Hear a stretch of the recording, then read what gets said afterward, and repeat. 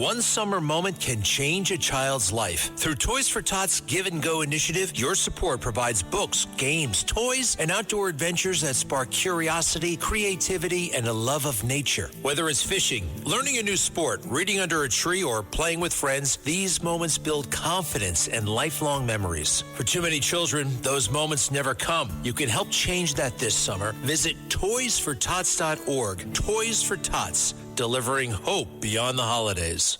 Katz and Cosby, entertaining and informative on the Red Apple Podcast Network. Joining us now here on Katz and Cosby is General Jack Keane, retired four-star general. He's also the chairman of the Institute of the Study of War, Fox News senior strategic analyst, and lots of big developments coming in about Iran. President Trump, by the way, just saying to our buddy Miranda Devine, he'd be open to meeting with the supreme leader. And then this comes as Kuwait is getting a lot of missiles coming from Iran, including one that hit an airport. And the Kuwaiti airport has halted flights as a result of incoming. So where is this going? General Jack Keane, we love you. Where is this headed? Yeah, well, certainly there's clear challenges here. Just to recap, for our audience a little bit, the Iranians shut down the Straits of Hormuz back around April the 7th, and we went into a ceasefire on April the 8th, thinking because they had agreed to negotiate and open the Straits in a 2-week period of time. They did not do that. They reneged on it. And we're still in negotiations with the Iranians since that time. Now it's approaching, as we know, almost 8 weeks, with the promise that there may be a deal, and indicating to our negotiators that it appears, at least on the political side, that the Iranians do want to make a deal. But what else is happening, and you put your finger right on it, we've had anything but a ceasefire, because for several weeks now, the Iranians have been using drones to attack shipping in the Straits of Hormuz. They shot down one of our drones in international waters. We've had to respond against all of that. And they've also have attacked U.S. bases in the region, and as well as Bahrain and Kuwait last night, and did serious damage to the international airport at Kuwait, where many of us have flown in and out of. And I understand over 60 people have been wounded there as a result of it. So that doesn't sound much like a ceasefire, although the political people still saying they want to make a deal. But even worse than that is on April the 17th, a ceasefire was agreed to in Lebanon between Israel and Hezbollah. And according to the terms of the agreement, I read the entire thing. It was just a page and a half. Israel can defend itself against an attack that's planned, it's imminent, or it's in execution. And as such, during this entire time from April 17th to the present, the Hezbollah have fired 2,400 plus rockets and drones into northern Israel, forcing evacuation of many of the towns and villages that are there. And some of them are the villages around the Sea of Galilee, where maybe some members of our audience have visited. And over 300 Israeli citizens have been wounded, civilians, as a result of that, and one killed. And also 15 Israeli soldiers have been killed in southern Lebanon.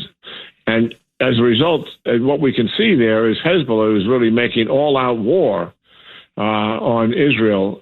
And so our audience can understand, the simple analogy would be, if the Mexican cartels were so frustrated because we're shutting down their drug and human trafficking operation in the United States and flew scores of drones into a couple of our border towns in the Southwest, and wounded some of Americans, you can imagine what our response would be. No nation can stand that kind of an attack on its citizens. And, for our audience also to remind ourselves, Iran's goal, when they say they want to destroy the state of Israel, they don't mean a physical destruction of of the Israeli military, which they cannot do, or the state itself, all of its infrastructure, they cannot. What they really mean is they want to make the security situation so volatile that people do not want to raise their children or grandchildren there anymore. So this is a step in that direction. Israel recognizes it as such.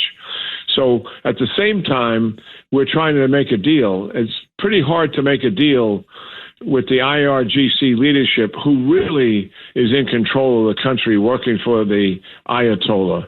It's not the political leaders. And the IRGC leader is a man by the name of Ahmed Vahidi.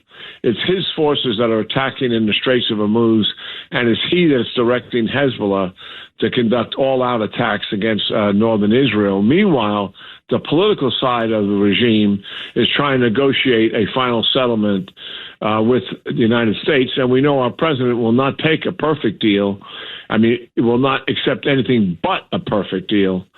And the negotiations are being dragged out as a result of what the Iranians are doing, mainly. I mean, I think we're at a point, John and Rita, where we should really establish a deadline and get on with this thing. Are you going to make a deal or not? And if you're not going to make a deal, then we should return to military operations and finish this regime once and for all. How long, and I know, General Keane, there's so many factors. What kind of a deadline, if you were suggesting it, what would you suggest given the dynamics just in general? I would suggest a 30-day deadline starting now. Did get on with this. President Trump has done this in the past. Prior to the 12-day war, he was trying to go into negotiations with the Iranians. He gave them a 60-day deadline, and negotiations did not get where they should have gotten. And on the 61st day, he greenlighted Israel to begin the 12-day war. And I think we should go back to that kind of a regimen.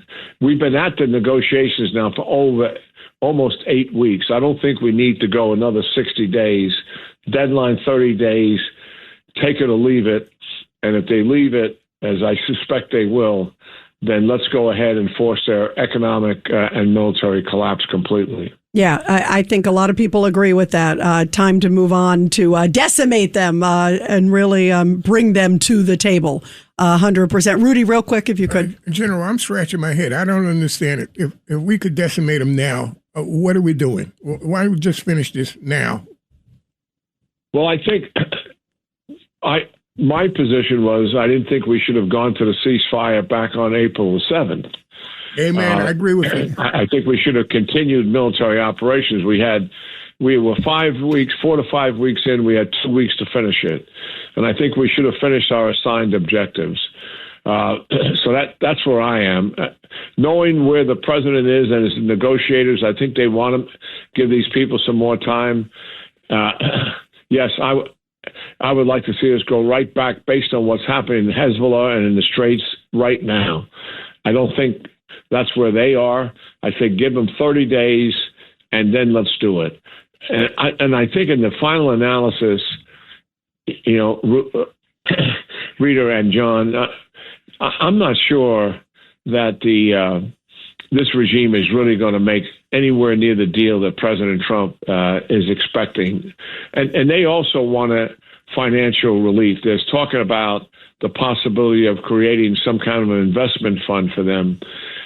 If we do that, something like that, not only will they survive, but they'll recover, and they will, whatever they sign, we know they're going to cheat, and they will try to reverse everything that they said they're signing on a piece of paper. They're not going to fully implement it, and we can't give them money to help them recover and reverse everything that they signed and said they would not do or said they would do. I agree. That's where they are. I agree. We can't help them.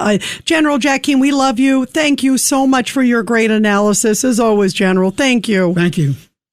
All right. Great talking to you all, as always. You Take care. too. Bye-bye. You too. Thank you so much. Listen to this podcast now On the Red Apple Podcast Network.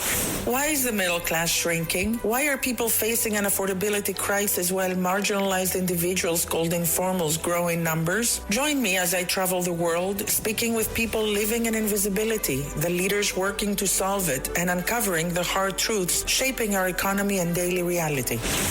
Download all of Red Apple Media's podcasts right now through your favorite podcast platform.